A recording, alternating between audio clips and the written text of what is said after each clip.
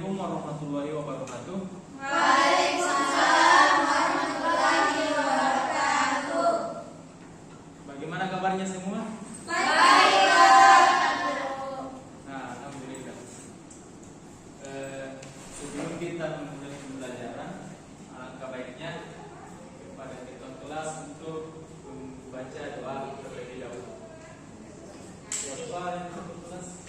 Silakan. Jadi sebelum belajar, marilah kita berdoa terlebih dahulu. Berdoa mulai. Amin. Berdoa selesai.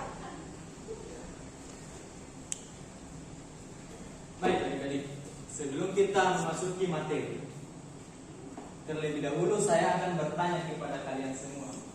Di sini, apakah ada yang pernah terluka? Saya sering sendiri. Terluka karena apa itu? Jika kita terkena pisau, apa yang keluar? Bagus. Jadi, pada materi kali ini kita akan membahas mengenai sistem peredaran darah. Jadi, sistem peredaran darah ini adalah salah satu sistem yang sangat penting bagi tubuh kita, yang dimana dia itu sebagai alat vital agar kita tetap hidup.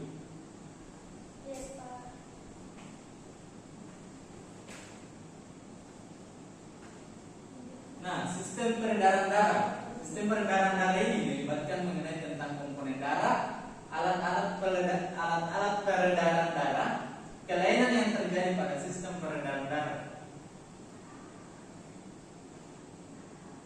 Dan darah juga memiliki beberapa fungsi. Ada 3 fungsi utamanya, yaitu sebagai proses transportasi, pertahanan terhadap serangan penyakit, mengatur suhu tubuh. Dan sistem transportasi pada manusia ada 2, ada sistem peredaran darah dan sistem limfa atau getah benih. Nah, selanjutnya mengenai tentang gambar ini, apakah ada yang tahu ini gambar apa? Tidak berdarah. Ya. Jadi lebih tepatnya itu ini adalah gambar yang dimana pembuluh kapiler yang ada di dalamnya itu berbagai macam sel darah atau berbagai macam yang dikandung oleh darah. Di sini pada gambar ini terlihat bahwa darah yang membawa zat makanan akan keluar untuk menuju ke berbagai organ-organ pada tubuh kita atau kepada sel-sel pada tubuh kita. Dan oksigen juga seperti itu, dan cairan dari darah juga begitu. Dan sisa zat metabolisme itu dia akan diangkut. Berarti ini bisa dikatakan pembuluh balik. Di sini terlihat ada beberapa sel-sel yang ada di dalam peredaran darah. Ada sel darah putih, ada kepingan-kepingan darah, ada sel darah merah, ada antigen, dan ada plasma darah juga. Nah, beginilah gambar tentang komponen pada darah. Di sini dapat kita lihat bahwa dalam darah itu yang menjadi dominan yaitu ada plasma darah. Dia itu ada sekitar 55% dari keseluruhan isi sel darah. Dan di sini juga ada sel darah putih. Dia itu berwarna biru, agak-agak biru gelap. Dan di sini ada sel darah merah, sel darah putih dan kepingan darah.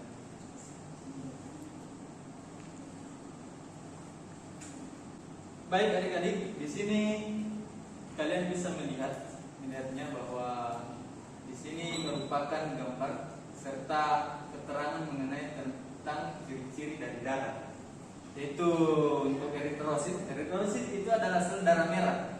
Dia itu bentuknya bulat, berbentuk bikonkav dan tak berinti, mengandung hemoglobin.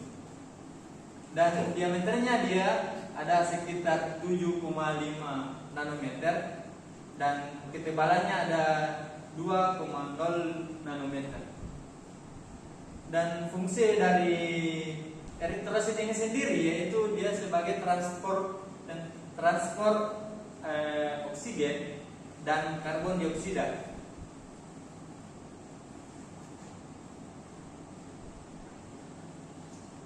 Sedangkan pada leukosit itu berperan sebagai alat pertahanan tubuh, yang dimana ketika tubuh kita mengalami luka ataukah sejenis luka itu, maka dia akan berperan untuk menutupi luka tersebut, serta dia juga membunuh atau melawan bakteri yang ingin masuk ke dalam tubuh. Dan dalam menjalankan tugasnya, leukosit kadang keluar dari pembuluh darah untuk menyerang kuman yang masuk ke dalam tubuh, yang seperti yang saya jelaskan tadi. Dan leukosit juga berperan untuk membersihkan sel-sel yang telah mati atau luruh dari jaringan tubuh. Mengenai tentang jumlahnya, jadi jumlah leukosit sendiri atau sel darah putih ini berkisar 4.000 sampai dengan 13.000 per milimeter kubik. Mengenai tentang leukosit sendiri itu terbagi menjadi dua. Ada leukosit granulosit dan leukosit agranulosit. Yang dimana leukosit agranulosit ini dia itu tidak memiliki granula, yang terdiri dari limfosit atau monosit. Dan ada juga leukosit granulosit yang terdiri dari neutrofil, eosinofil, dan basofil. Dan beginilah penampakan dari sel tersebut. Dapat diperhatikan ya adik-adik? Iya. Nah, selanjutnya mengenai tentang agranulosit. Pada granulosit itu memiliki ciri-ciri, terutama pada limfosit dia itu berinti bulat, ukurannya 5 sampai 17 nanometer, dan responsibel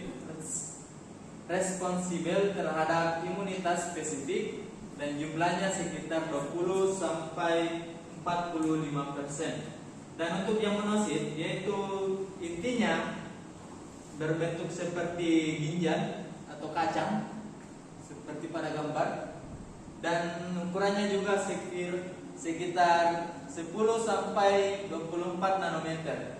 Dapat bersifat sebagai makrofag ataukah dia yang melawan kuman, dan juga jumlahnya berkisar 4 sampai 8%.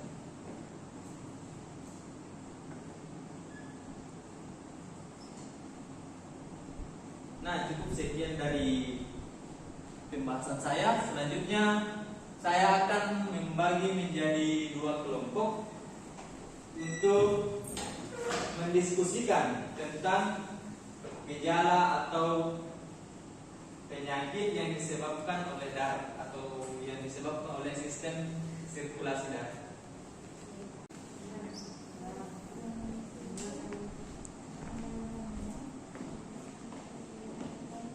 Bagaimana adik-adik? Ada yang tidak dipahami? Paham ya, Pak? Bagaimana, ada yang tidak dipahami adik-adik?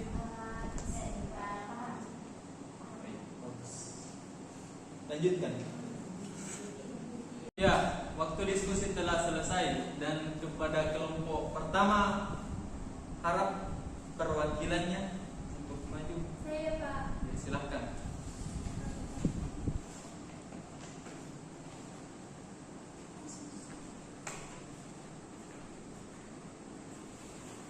Jadi baiklah, adapun penyakit atau kelainan pada sistem sirkulasi yaitu ada anemia, yaitu kekurangan eritrosit atau hemoglobin yang menyebabkan suplai oksigen ke jaringan menurun sehingga dapat mengganggu fungsi kerja sel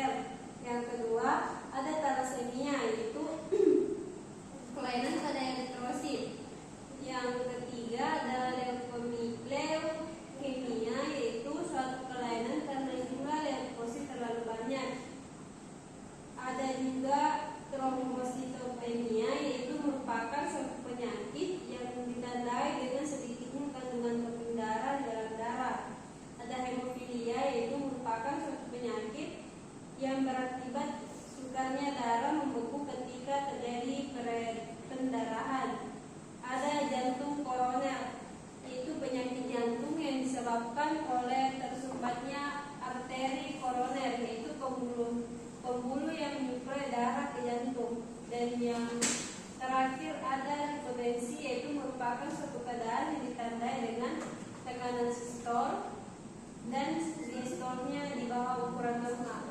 Jadi itulah yang dapat saya sampaikan. Saya kembalikan kepada Pak Guru. Ya, bagus sekali. Harap apresiasinya untuk temanya. Nah, selanjutnya nomor 2.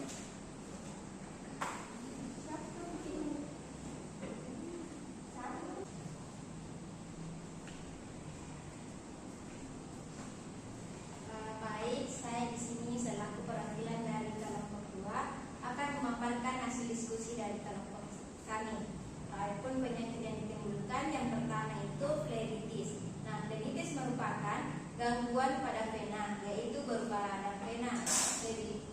Flebitis dapat disebabkan oleh luka atau abses di luar pembuluh vena. Yang kedua itu ada hipertensi. Hipertensi merupakan suatu keadaan yang ditandai dengan tekanan sistol. Adapun yang ketiga itu hipotensi. Hipotensi merupakan suatu keadaan yang ditandai dengan tekanan sistol dan diastolnya di bawah ukuran normal. Dan yang terakhir itu ada hemorage. Nah, hemorage merupakan suatu kelainan berupa pendarahan arteri atau vena baik di bagian dalam maupun bagian luar tubuh. Itu saja, saya kembalikan kepada Ibu. Ya, bagus sekali ya yang disampaikan oleh teman-teman.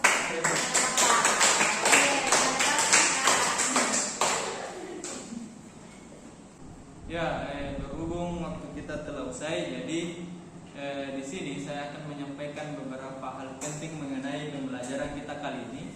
Jadi, pada dasarnya itu sistem sirkulasi darah adalah sistem yang sangat vital bagi tubuh kita, yang dimana tanpa adanya sistem peredaran darah ini, maka tubuh kita tidak akan mengalami sirkulasi ataukah sel-sel pada tubuh kita tidak akan hidup. Oleh karena itu,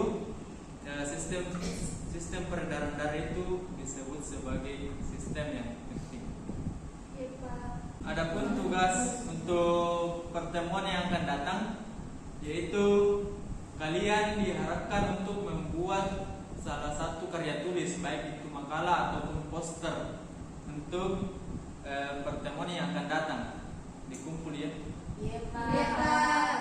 Ya, cukup sekian. Saya akhiri dengan ucapan wabillahi taufiq wal hidayah. Wassalamualaikum warahmatullahi wabarakatuh.